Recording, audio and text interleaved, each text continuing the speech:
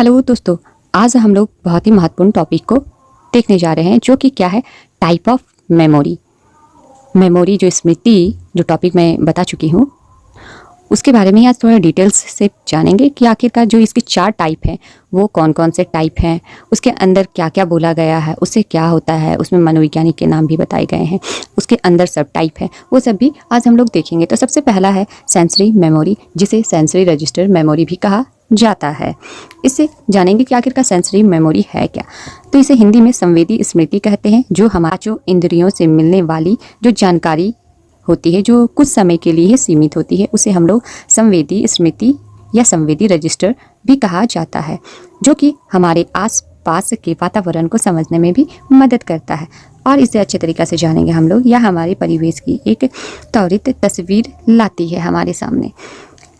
यह हमें अल्पकालीन स्मृति में भी भेजती है जानकारी। सेंसरी मेमोरी जो होती है हमारी स्मृति में आमतौर पर कुछ सेकंड तक ही रहता है, इसका ड्यूरेशन ज़्यादा नहीं होता है, समय अवधि जिसे। यह जो मेमोरी है वो अपने परिवेश की जो छोटी छोटी बारीकियों को बेहतर ढंग से समझने में भी मदद करता है। कौन? तो सेंसरी मेमोरी, जिसे संवेदी मेमोरी भी कहते हैं, और अपने आसपास के जो वातावरण है संसाधित करने और गणना करने में भी हमें मदद करता है।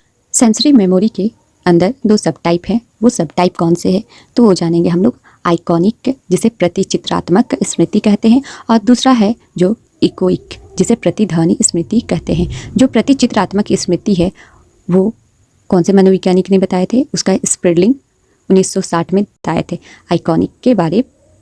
और दूसरा जो है इकोइक, जिसे मैस्ट्रो 1970 में बताया गया है, जो कि प्रतिध्वनि स्मृति। अब जो सब टाइप बताए गए हैं उसको हम लोग याद कैसे रखेंगे तो वो जानते हैं। जो प्रतिचित्रात्मक है वो किसे विजुअल से देखने से संबंधित है, और जो इकोइक है वो सुनने से संबंधित है। तो हम लोग ये याद करके समझ सकेंगे कि सेंसरी मेमोरी आइकॉनिक के बारे बताया है और इकोइक के बारे बताया गया है। आइकॉनिक के जो आँख से देखने से संबंधित है, और इकोइक के जो सुनने से संबंधित है, इको कर रहा है, साउंड से संबंधित है। तो इस तरह से हम लोग समझें। अब हम लोग देखेंगे दूसरे पॉइंट को, जो कि STM या शॉर्ट टर्म मेमोरी कहते हैं इसे, और हिंदी में इसे अल्पकालीन स्मृति कहा जाता है। जैसे कि इसमें नाम से ही पता चल रहा है कि अल्पकालीन मतलब कुछ समय की ड्यूरेशन होती है, जो कि इससे लेके 30 सेकंड तक का ये ड्यूरेशन होता है, जिसमें ये संगठित करके या सुरक्षित रूप में रखती है। कौन? तो शॉर्ट टर्म मेमोरी। अब हम लोग जानेंगे इसके कुछ खास बातें, जैसे कि यह सीमित मात्रा में जानकारी को स्टोर करती है। फिर यह दीर्घकालिक स्मृति से अलग होता है, लेकिन दोनों के बीच इंटरेक्शन या अंतःक्रिया होता है। शॉर्ट टर्म मेमोरी में यह भी जानेंगे कि लॉन्ग टर्म मेमोरी में जो संग्रहित किया जाता है, और इसे अच्छे तरीके से जानेंगे। जैसे कि शॉर्ट टर्म मेमोरी जो होती है वो उसकी क्षमता सीमित होती है, उसे ही हम लोग शॉर्ट टर्म मेमोरी कहते हैं। तो शॉर्ट टर्म मेमोरी का जो दूसरा नाम है उसे हम लोग क्या कहेंगे तो प्राइमरी मेमोरी और एक्टिव मेमोरी भी कहेंगे। इसका दूसरा नाम है STM का। अब हम लोग देखेंगे तीसरा पॉइंट। तीसरा पॉइंट क्या है तो वर्किंग मेमोरी क्या है उसको समझेंगे। इस मेमोरी को हिंदी में कहेंगे कार्यशील स्मृति, जो कि मस्तिष्क का एक अस्थायी मेमोरी सिस्टम है। यह हमारी जानकारी को संसाधित करने, याद रखने और उसका इस्तेमाल करने में मदद करता है। कौन? Working memory.